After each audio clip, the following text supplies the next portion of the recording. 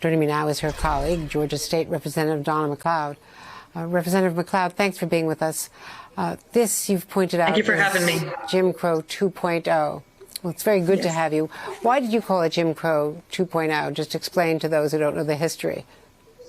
Because Jim Crow was used to basically restrict blacks from voting in the from probably the 1930s to the 60s.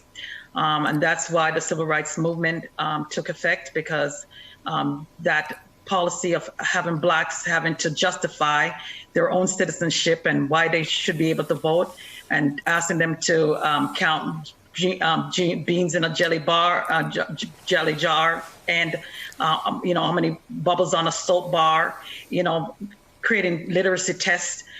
So Jim Crow basically did not want African Americans to vote in this state. And the law now, among other things, bans people providing food and water to voters online. There are long lines, mostly, in the Atlanta area. We've seen those lines, mostly minority mothers. Here's a mother who spoke to our own Blaine Alexander in the pouring rain back in June. You've been here about 3 hours. I'm not leaving. You're not leaving? I'm done. Why are you so intent upon staying here? It's important. It's important for me. It's important for my son. But, Representative McLeod, no matter how passionate and determined people are, there's only so much they can do with some of these restrictions, such as, voting ends at 5 o'clock. People work past 5 o'clock. Working folks can't get there in time.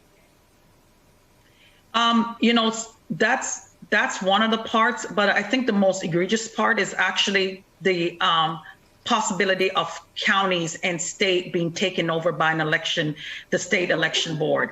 And that is dangerous, because you're talking about what Donald Trump asked the Secretary of State our Secretary of State to do, was to find him 11,001 vote. That would be easily done if he can go from state to state.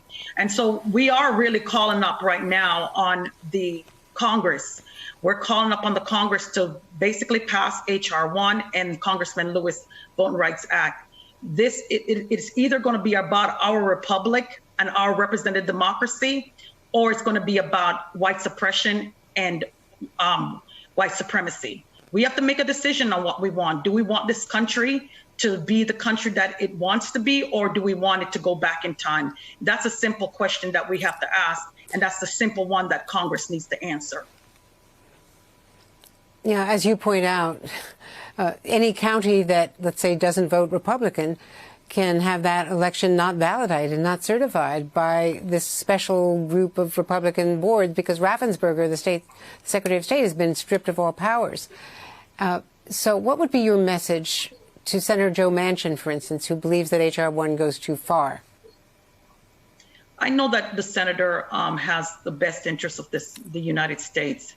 And because he does have that kind of a power, he's a part of history now. And I think he should take that reign as being a part of history and do the right thing for our country.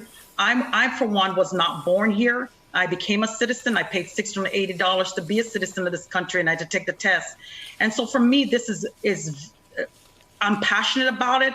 And I can't tell you that voting is the most important right that you have, because without that, you don't have a voice or a seat at the table. And for me, I got a seat at the table because of voting, because I was able to get those people out to vote.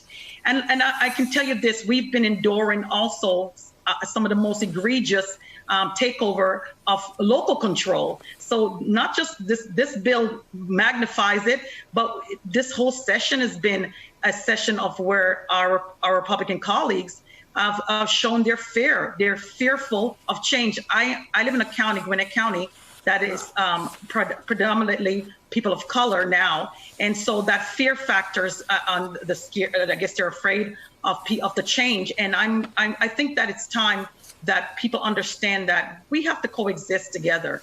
And I hope that Senator Manchin realized that his part in history and making sure that our country is a constitutional democracy with a republic that invites people to participate by voting. Well, no one could have made a better argument. Thank you so much, Georgia State Representative Donna McLeod. Honored to have you here today.